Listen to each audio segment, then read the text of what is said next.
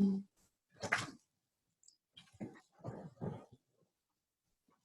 right.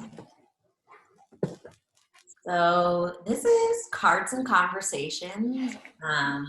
It's going to be an opportunity for me to drop in with some very special humans about the current climate, current energetic climate that's happening right now. And this is my first time doing this, so I chose to do it with my partner in this journey of humanhood, my North Node, my friend Beth. I'm Eliana Miranda, by the way.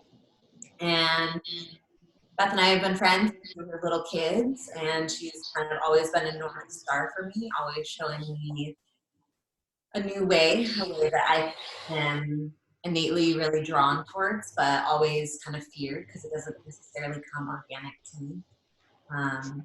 And so we've always kind of been a beacon of hope for each other. And every time we get together, we download a lot of information. And so I wanted to invite her on for this first experience of Cards and Conversations, where we're just going to sit and talk and pull some cards. We'll each have our own favorite decks that we're using, and we'll see what comes through. So Beth, do you want to give a little overview about who you are, where you come from? What planet? What planet? Yeah, I'm not sure.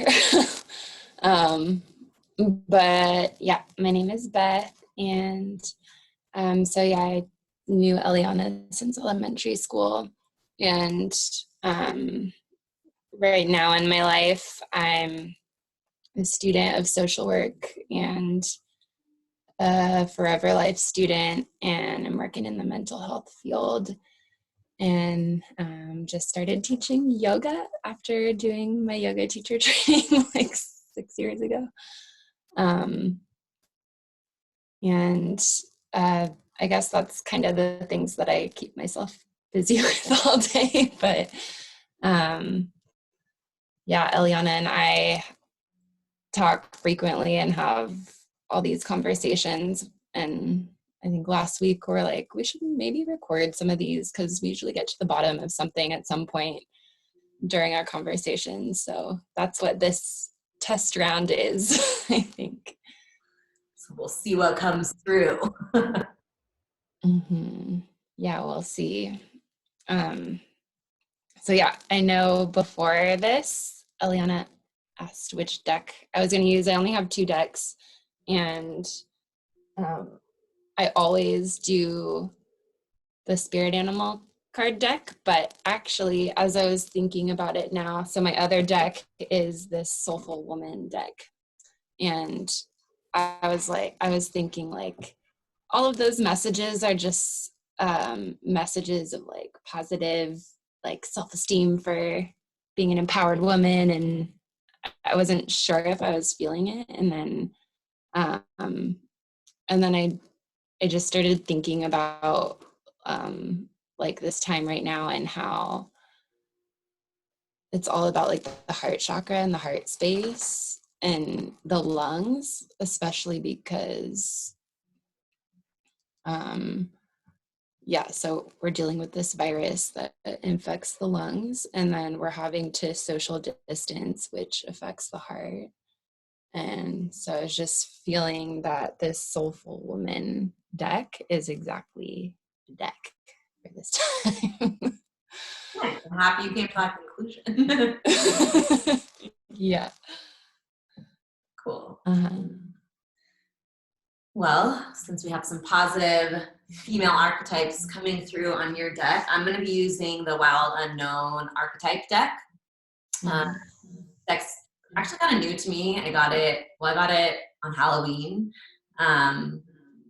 but it's been blowing me open ever since I started reading with it. So I might have to use the book to help guide us. We'll see. From the Wild Unknown. All right. So. I also have another point about the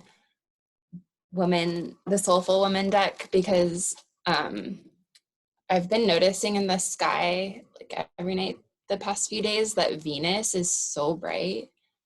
And so I was also thinking like Venus is the goddess planet, and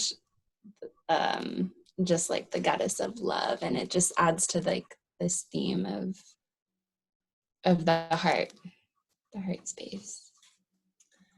Yeah, I'm like really feeling that Venus presence right now too. It's like all of these old paradigms, like these old systems are almost collapsing in front of our eyes. And these are systems that have been very much built by the God archetype, right? Like the masculine male archetype of building up, like rising, you know, the pyramids, the temples, the skyscrapers that people live in, like the kingdom. The phallic symbols. Yeah, exactly.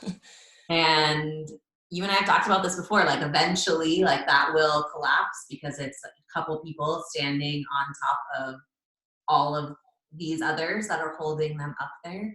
And when those below aren't feeling supported, those above will no longer be able to be supported. And so we're going to start to see the flip of the triangle down to the womb, right? The feminine archetype, the opposite side, the pyramid facing down, downward facing triangle.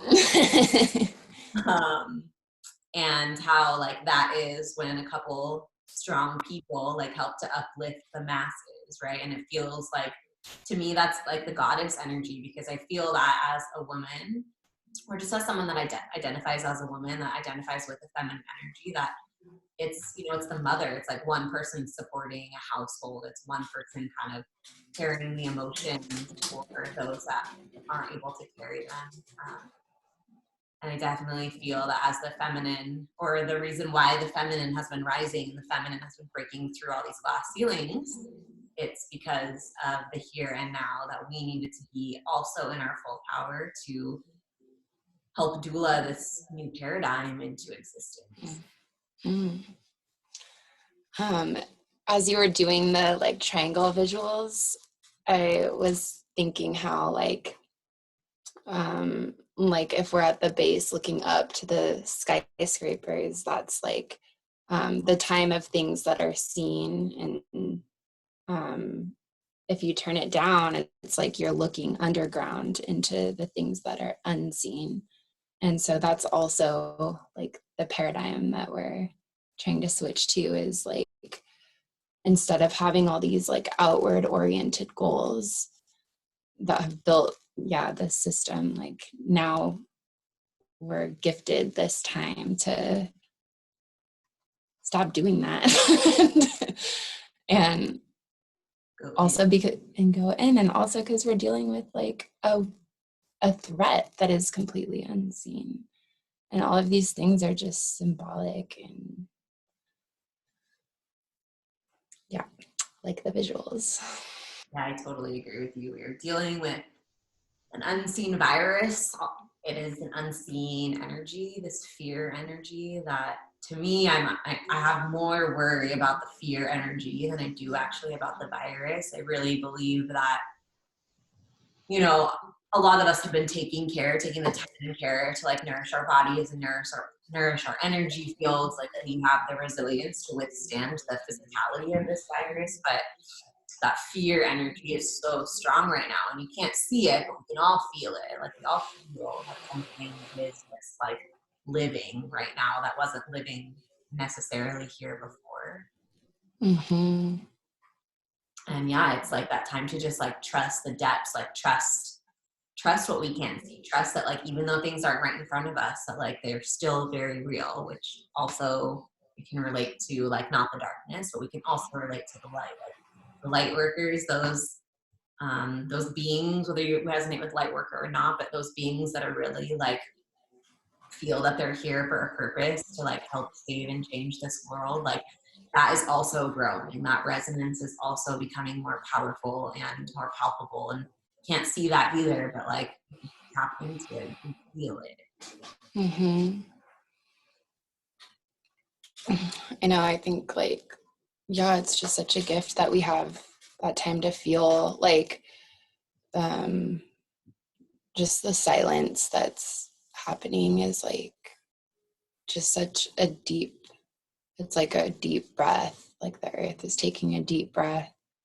We all can fill our lungs a little bit more, and Yeah, I'm just been thinking about silence and like how like the world is chaos in in the in the unseen realm. Like the world is chaos because everybody's freaking out.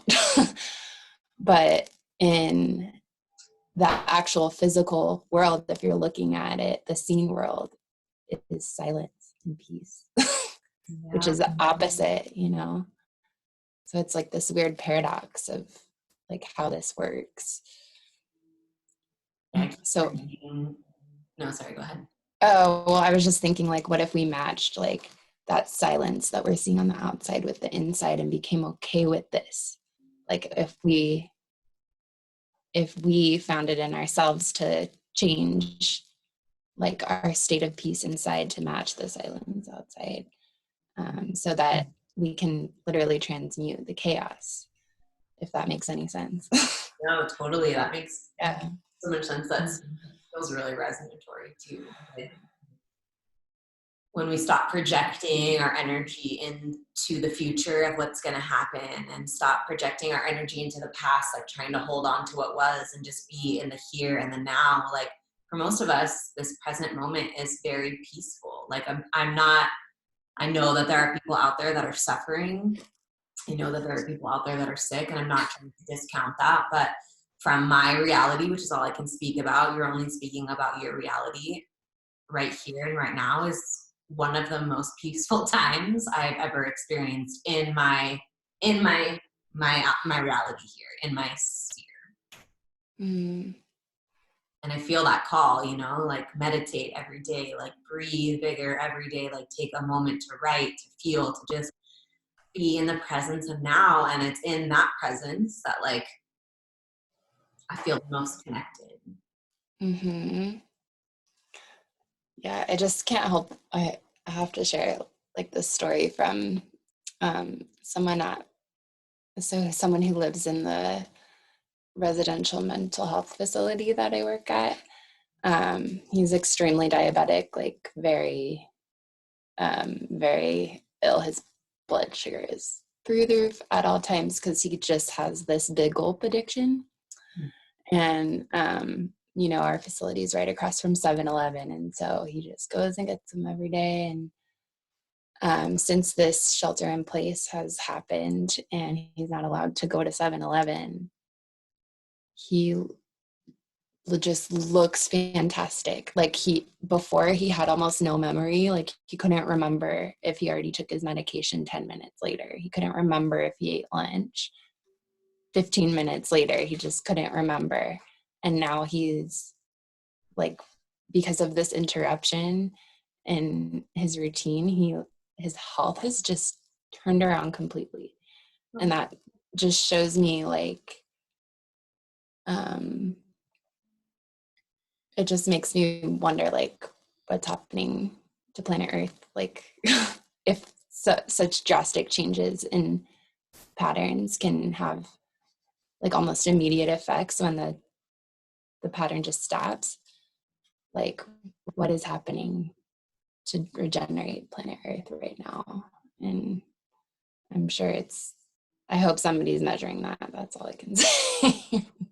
I mean, we're seeing that a little bit, right? Like the photos of the pollution over China dissipating when they were in quarantine, that like news reports of dolphins roaming the canals of Italy, of like the Yeah. animals coming back and questioning, like looking around, trying to see like what's happening with the humans. Like there's definitely something shifting. And I think it's so beautiful, right? Because like we are just a tangible reflection of what is happening to the planet. And to see that change in one person in just such a short time, like this is a collective change. Like we around the entire world are in the same boat right now. Yeah. Which feels to me like we're at a point of make or break with the earth too, like this is an opportunity to make this our home or to break the bond that we have with this planet and move on out.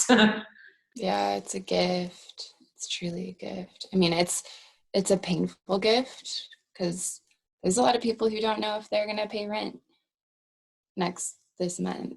there's a lot of people that are living in a lot of stress and uncertainty. So it's not like the best gift for everyone, but for the long run of humanity, it's a gift.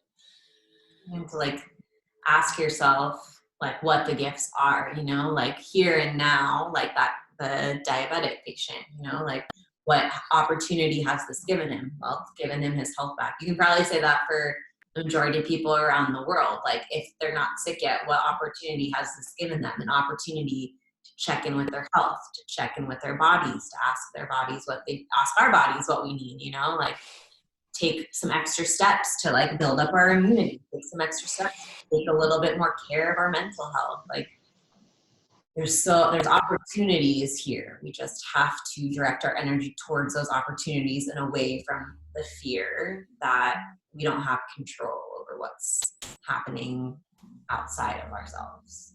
Mm-hmm. Yeah, it's a good lesson in control too, of just like honing your own reactions and how you're gonna cope, and knowing that even if you are someone who is in like extreme financial difficulty right now, know that you're not alone in this, and that huge portion of the world is experiencing like crazy economic times. And so we're going to figure this out. We're not just going to let those people who have jobs that can't happen right now suffer. Like we as a society have to come together and say, we're not going to accept that. We're going to restructure this economy so it's going to work. Absolutely. Yeah. I'm one of those people that has lost 2 of my jobs during this, and I could absolutely like spin myself into a fear tendril. But instead I'm seeing that like so many other people that I know have lost their jobs, have closed the doors on their businesses indefinitely, have lost like their dreams, like everything that they've built. Like there's a lot of, especially like my community is yoga here mostly, and a lot of those people, like they don't know if their doors will ever open again. They don't know if they'll be able to have community gathering spaces. Even, you know, very like after all is said and done and then start moving back to normal, like people just don't know. And I think it's recognizing like that we're all in that together, you know, like we're all, if some of us are suffering, like all of us are suffering. And this is the opportunity to change that, because to be honest, you and I both know this, like so many people have been suffering in this way for a lot longer than this pandemic. There's so many people that have been unresourced, unsupported, completely blocked by the systems that have been running that we have ignored. And so now it's like, here's something that we are all susceptible to, every single one of us, some economically more than others, but physically we're all in the same boat. And how can we use that opportunity of oneness, of this big collective consciousness going through an experience together, to come together and create a new system that supports everyone?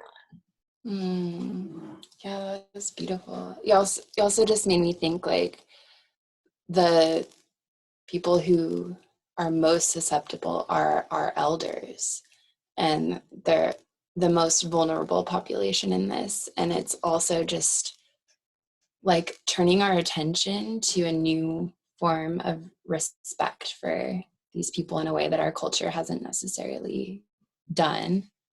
And so now we're turning to our elders and thinking, we don't want to lose you to this. Let's protect you now. Let's go grocery shopping for you, even though we never offered to do that before. Let's, cherish this time. And it is a new lesson in respect for the people who have come before us and learned lessons before us.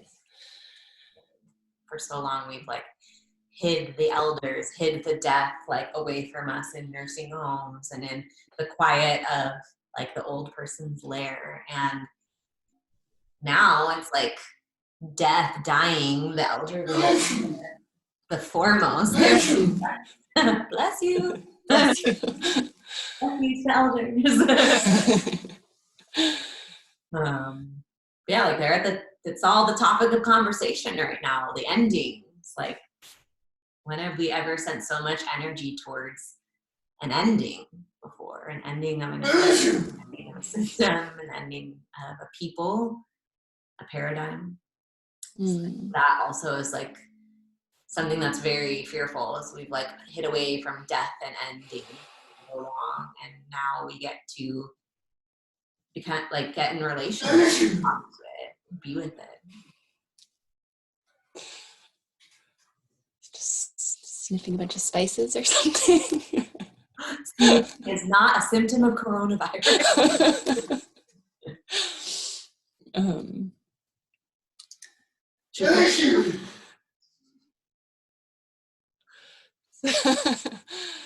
So how do you feel about pulling the cards? Yeah, I just Okay.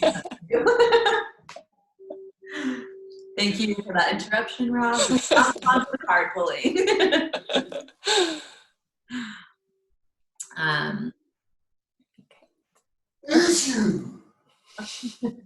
Bless you.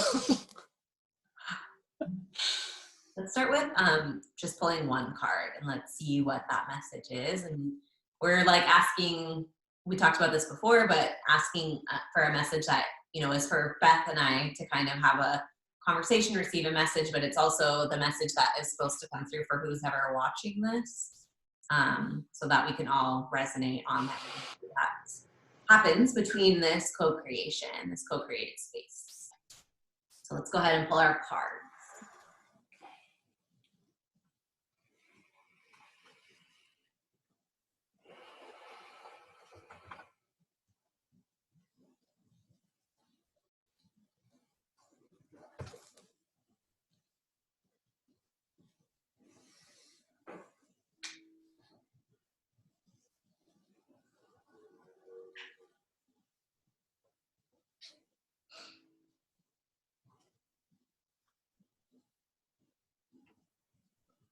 I'm just really quickly going to look at the meaning of my card.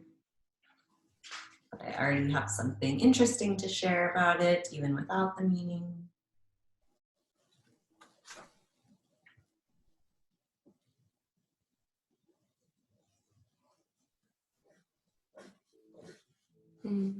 What did you get? You're not there yet, sorry. Deep in contemplation.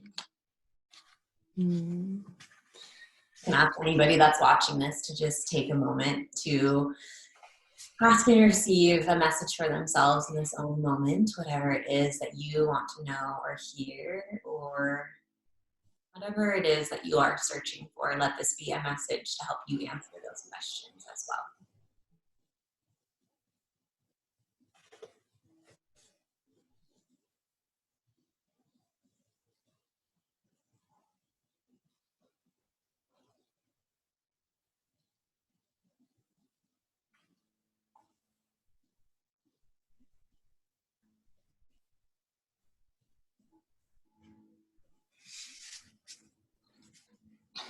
This is the archetype book that I'm using, by the way. Such a cool deck. It's so cool, I love it.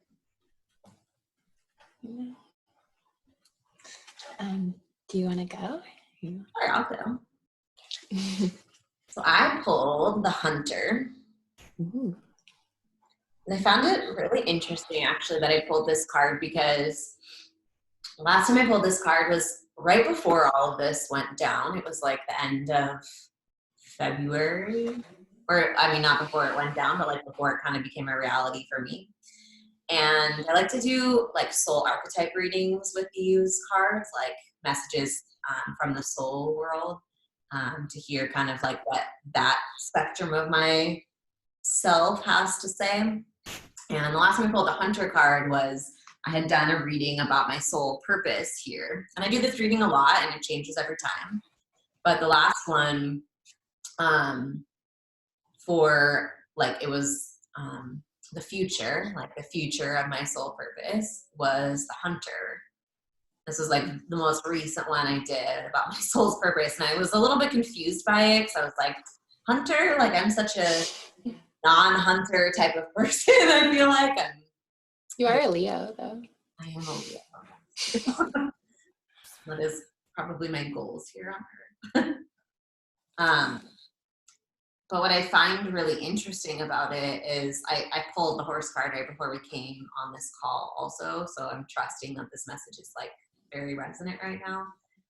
And the horse is the like most embodied earth element in our animal spirit deck. It's like the most, what's the word I'm trying to think of? Like the highest consciousness of the earth element in the animal world. They say the horse, and it's because like the horse has a relationship with man, like we work, or women, right? We work together to like go out and seek and hunt for food. We go out with the horse to like faraway lands. We pilgrimage with the horse. Like the horse just has a specific relationship with humans. And I feel like the message of the hunter for right now, like it specifically says in this book, this archetypal journey far and wide, seeking the prize that calls to its heart. And as Beth said, you know, as you said, we've been working like with the heart chakra throughout all of this, throughout this experience of the virus, and the fear that's coming with that, and the separation, the social distancing, and this just unknown. And I believe that we are ascending into the heart chakra. I think that's what all of this is. We've all, in the consciousness community, we've been talking about this for so long that we're moving from the third chakra, the solar plexus, which is our fire, our will, and like, let's go, go, go, and get things done. Let's build the buildings. Let's become the gods.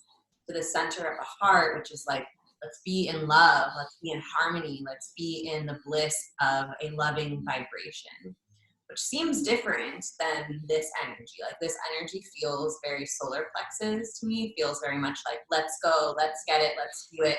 But it's the solar plexus, it's the drive of our will that send us forward towards our goals, that send us in the direction of the heart. Once we work with the solar plexus and we pump our will and our confidence and our beliefs towards a purpose of love, towards something that we truly desire, that we truly care for, we are able to ascend into the heart gracefully. But we have to use the solar plexus. We have to use our will and our trust in ourselves, our belief that we can do this, that we have everything we need inside of us in order to ascend into the space of loving harmony. So I think that that is the message for me of the hunter, is like, use your solar plexus, use your strength, use your trust in yourself to help propel you into the new paradigm. Yeah, I love that, because I think, well, there's a part of like love and heart that is the heart space that's like effortless. It's just like tapping back in and remembering and stopping resistance. But there's also like a drive to find the space for that. And I think that could be like the purpose of it, the showing up at that time, at this time.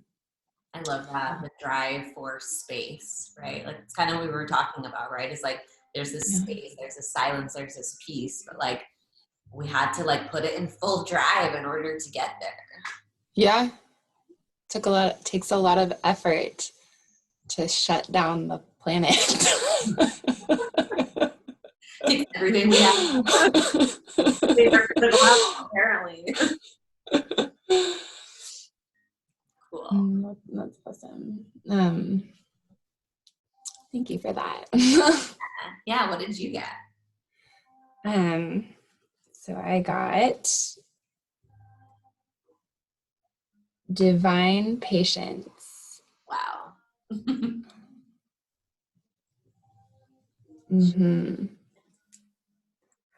It has a mantra that says, "My soul brings forth the right conditions and opportunities for me.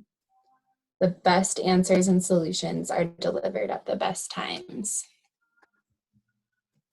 Yeah, and these books have just kind of short little paragraphs, so I'll just read it. I understand the power of divine patience, knowing that divine patience is intelligent waiting. I wait for my soul to bring forth the right conditions and opportunities for me. I wait for the right thing, whether that may be a person, a job, an idea, or a solution. Practicing divine patience, I allow time and space to enter the picture. I trust the unfolding of events. I trust that when the frequencies are aligned and the energies have ripened, the right moment will signal its arrival.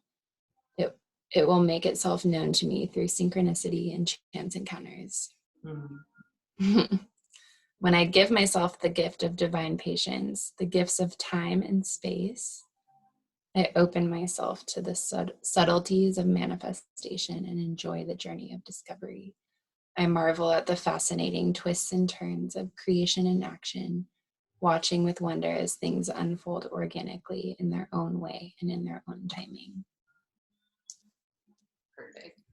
Yeah. I don't know. It's hard to say anything more. It like kind of just like summed up everything that we've been talking about. Yeah, exactly. I will say that I also like just felt like I had to turn this other card over, and it says, I embrace my body. Mm. And I feel like this message is really important right now too, especially like with the threat of disease, and like having extra awareness and attention to our bodies and what our bodies are wanting is all part of this. Like, and just, you know, finding where our bodies need more attention and love, and that's part of like the love that we can be showing right now. You know, social distancing is like, well, then turn what needs attention in your body and in your soul. So. Yeah, that is like super resonant. I feel I probably more than ever before have been just checking in with what my body needs. And I like do a lot of practices. You know, I sit and meditate and I sit and pull cards and whatever, but it's sometimes hard for me to like actually ask my body what it wants and follow suit. That's like one of my I don't know, more karmic lessons that I'm learning in this life, but it feels so important right now to just these are like our little animal bodies that house our spirit, you know, and like just asking our bodies what it needs, asking our bodies what more fluids it wants, warm fluids or cold fluids, like if you want vegetables or noodles, and like listening, right? Like, because it might not be what you think it's supposed to be. It might not be I need to restrict in diet right now. It might be like I need a heaping bowl of ice cream at the moment because my body wants to feel nourished and cared for in a way that has like a bowl of ice cream has helped in the past feel nourished and cared for. That being said, don't eat a lot of like sugar and go binging on all the things, but like notice like that you might not be hearing the same message from your body that you would normally hear in different circumstances. Mm-hmm. Yeah, and I was just thinking about like the like to build on the theme of what we were talking about of like the seen and unseen, the part of your body that's the subconscious that's still there, but there's so much noise around all the time that we don't give attention to it. I mean, it's hard to give attention to your subconscious, but like knowing that it's there and that we can, like the previous card said, talked about the subtleties that can emerge when you wait. Like having that patience to see what might come up with your like what parasympathetic nervous system where you don't normally feel or have anything to do with consciously. Like So And look for those signs and synchronicities too, where if you're like asking your body what it needs, and then a few minutes later you see something on social media or get a message of like, oh, this person's teaching this class, or like, oh, this book has been really good, and it seems like it's a little bit coincidental. Like, it's not coincidence. Like, that is the universe trying to speak through your body, through your senses, through your vision, through your hearing, through your conversations. Like, that is spirit trying to guide you, to support you in what exactly your body does need right now. And that's through the subconscious, right? Because it's, if the mind wants to grasp onto it, the conscious mind, and be like, what is this? Like, break it down. You probably aren't going to come to a conclusion, but when you just have that thing come through that your senses pick up on, it's like, oh, I should do that. Oh, there's like another sign that I should do that. Do it. Do it for yourself. Do it for your community. Do it for just whatever is going to come further down the path, where you'll look back and be like, oh, that's why everything led me to take that action or do that thing or take a freaking nap.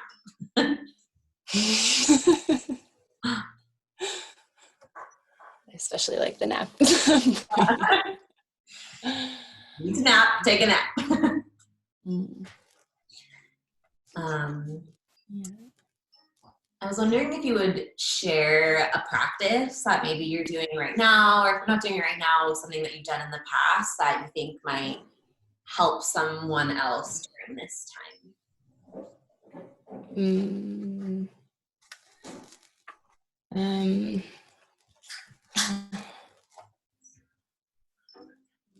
Yeah, let me think.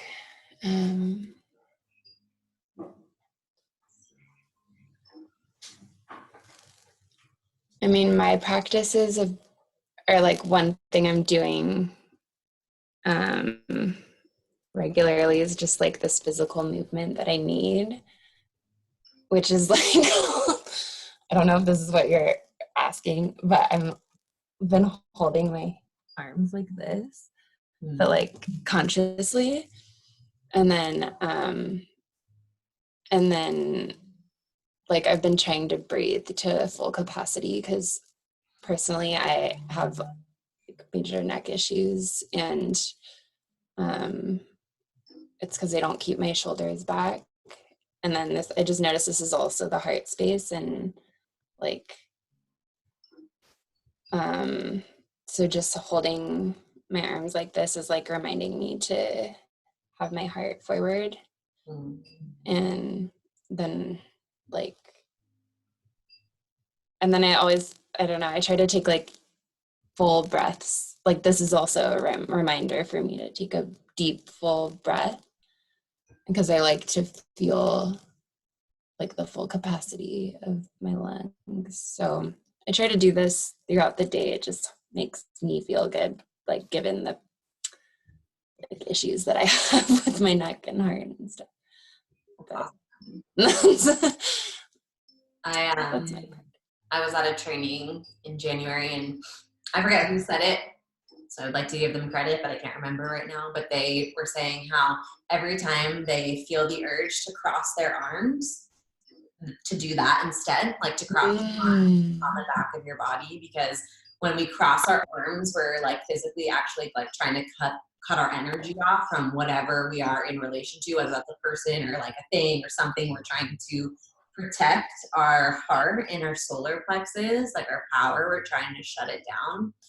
And so when you take your hands onto the back of your body, and as you said, like lead with your heart, it allows you to be in that relation, whatever it was that you initially wanted to recoil from, in a more loving presence. And our energy is infinite, you know, so like we don't have to fear what it means to put that energy out into the world. I'm glad you brought that up. Yeah. Because like I do catch myself like this during the day, and like I'm glad you brought up like the subconscious sort of implications of the way we're holding our bodies. Yeah. And what it does to our energy body. It's a really and what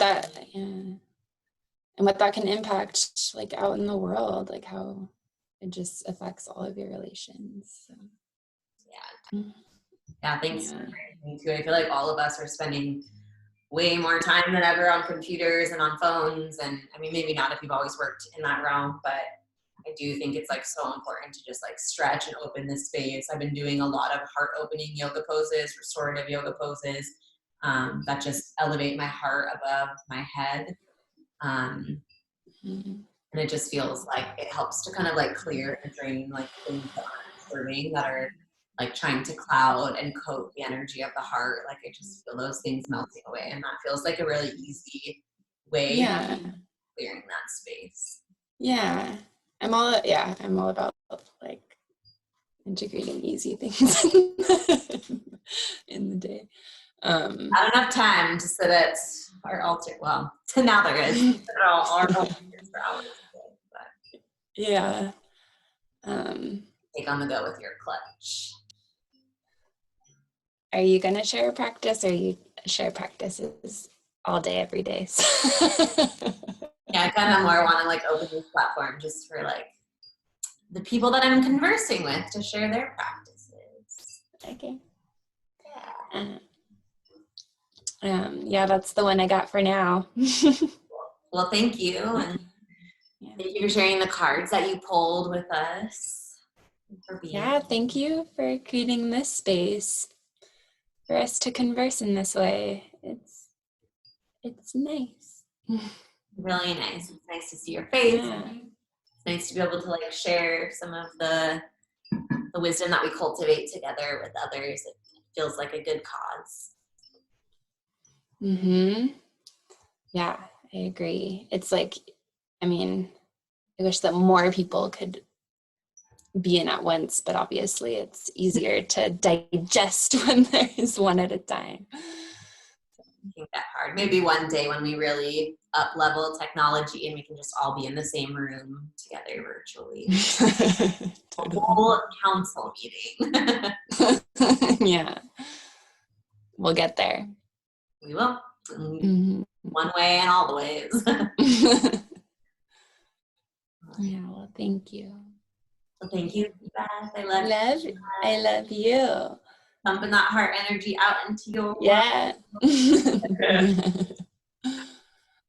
right, cool. Well, I'll talk to you later. Okay. I'm going to stop the recording. And thanks to all of those who paid attention to this.